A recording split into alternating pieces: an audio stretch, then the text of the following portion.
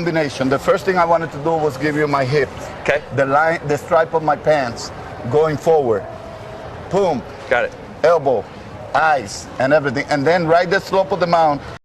Once you land, you come from here. You want to keep all this in line. You have to come to this stuff. You have to stop. You have to stop. That's a balance. That is strong. And then with here, you try. Now, right. When you do this, automatically, you're gonna fly up. Yeah. You're gonna fly up and it's gonna fly. Yeah. But for you stay close. This is how to go. This is where you turn to the target. This is your eye level, all right? Yeah. Bullseye. Yeah. Bullseye. Right there. And that. Right there. Right there. Then you just close when you hit. Well, it reminds me of one we heard from David Bednar, the Pirates closer this year. He talked about using his front shoulder as a sight line for the target as long as he could. Did you ever think about that? Well, what I did, I used my elbow. So Elbow. It's basically the same thing as what he's saying. So tucking the chin at the same time you're using your front side as a sight line. There's Right. something interesting there. I hope the kids that are watching this are writing that down, because how simple is that? Tuck your chin, point your elbow.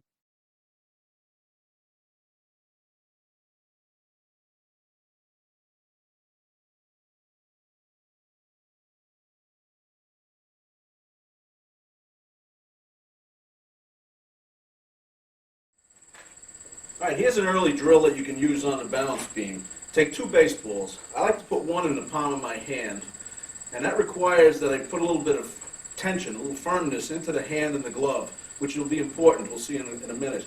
If I don't squeeze the ball, obviously it's just going to drop out. So one ball is kept in the palm, the other one will just hold as if we were pitching. Hands together, feet apart like we're in the stretch position. Weight over the balls of the feet. Now we're just going to shift back, bending the leg, knee high, and then we're going to drift out into the high cock position. Now this is the high cock position, all right? You'll notice that my back foot is just starting to turn. The ankle is rolling over.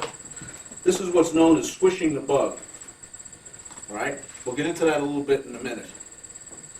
So as I land, you'll notice that my nose should be above my belt or slightly behind it. The front foot is pointed at the right-handed batter's box. My front elbow is used as a sight towards home plate. If you were to draw a straight line or follow this beam, straight along the beam from my back elbow, my back shoulder, my front elbow and shoulder, pointed directly straight towards the plate. Now some pitchers like to extend the arm out. That's why I think the ball is a good idea in the glove. What you do is you hold the glove palm down, the fingers are going towards the hitter, the thumb is down. In the high cock position with the glove out towards the hitter, you'll notice that my elbow is still even. Now let's turn the beam so it faces the camera. All right? As we come down, okay, you'll notice that my toe is pointed towards the right-handed batter's box. My elbow, front elbow, is used as a sight. There's a straight line right along this beam from my front elbow, my front shoulder, my back elbow, and you can see my fingers on top of the ball, thumb underneath, pointed towards the shortstop. If I was to bring the arm out towards the hitter, all right, palm down, thumb down, holding the ball, still gripping firm enough to hold on to it, you'll notice that my elbow is still used as a sight.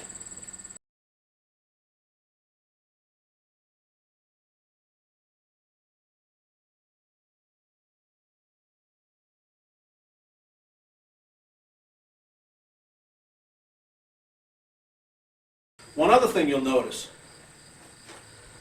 is that as I deliver the ball, after the ball is thrown, right, you watch the angle of the arm. My arm comes out, full extension, towards you, towards the plate. You threw it out in front of your face? Yes, I wanted to So kind you of. tried to get as far as to home plate as you can. I wanted to have an imaginary tube where I wanted to have my hand where I kind of wanted to see it and then follow the ball all the way, coming back, going away, or bouncing down. I wanted to see it. Consistent release point. Then it starts to decelerate, and it should be brought all the way to the side of the body. In order to do that, I have to show a flat back. All right, what do we mean by a flat back? You'll hear coaches in Little League all the time, the ball's staying up, coach will be yelling, show him a flat back, show him a flat back. What they mean is that after the pitch is delivered, as the hand goes down, right, you'll see the back of my shoulder. You'll actually see the back. If I had a hip pocket, you can see that. All the way down. What that allows you to do is fully decelerate the arm. Takes all the stress off of the shoulder. This hand comes all the way back. The other thing I think it does is that it aids in getting this leg up behind. If you watch my back and then watch my leg, they move in unison. And I can really get that back foot up behind. That allows me to cross over. If you're in the number 3 position, this knee, as you start to explode the hips, you'll notice this hip, the knee rather, is frozen here. It doesn't drift in towards the hitter. As it's here, as you start to finish, the leg will straighten as you fall over it. But once you're out in this position here, that knee is set. Don't let it drift in towards the plate. A great drill for learning how to use a flat back or follow through in general is to get down in this position here. It's like the number 3 position. What we're going to do is, I've got my back foot, if you can see it, I'm squishing the bug. My left toe, lead toe, is pointed towards the right hand batter's box. My shoulders are still closed. My left hip, lead hip, is open slightly, just like if we were landing. Now I'm just going to follow through. My knee is locked. It's going to stay in this position. I'm going to come up and over to follow through. Try it again. All right, that's a great drill for practicing the flat back, getting all the way down, showing the back.